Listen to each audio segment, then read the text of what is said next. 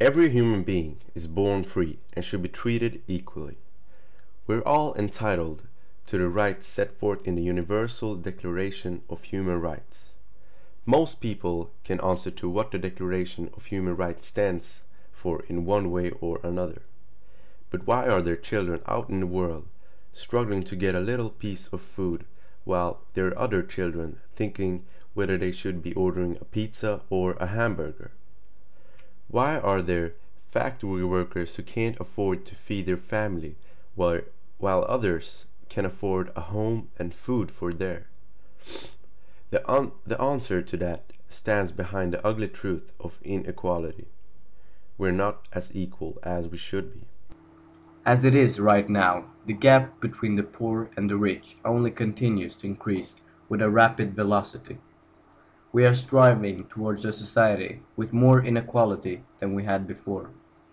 This is caused by the differences in the supply and demand for different types of work. This is entirely controlled by the market. Wages work in the same way as prices for any other good. Thus, wages can be considered as a function of market price of skill, and therefore inequality is driven by this price.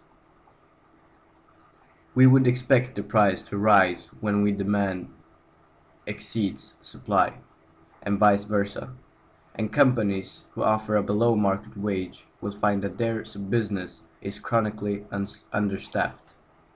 Their competitors will take advantage of the situation by offering a higher wage to snatch up the best of their workers.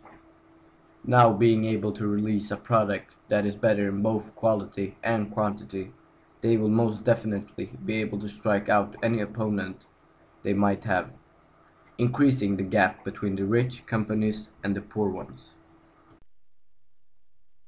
The gap between the rich and the poor ones are increasing for every day. There were several reasons for that, and one of them is the big industries establishing in the poor countries and using the country's reinforcements. It might sound as a good idea. The job opportunities in those countries increase, but the problem is that the countries keep getting empty on reinforcements and the workers don't get the salary they need to live their lives. As long as the poor countries keep losing more than what they win out of the work, they will never get a chance to establish and keep growing. Then a solution for that would be the industries giving out more to the workers at the cost of the rich countries. Many of these industries don't even trade goods with those poor countries, and most of them don't respect the human rights. And the first step to a better world is respecting the human rights. The most efficient way to reach equality would be in an old-fashioned way: take from the rich and give to the poor. But of course, no one can be forced to give its wealth away to the less fortunate. But if people could find it in their hearts and find some consideration and give away a piece of what they have to others who need it more, it would make the world a better place.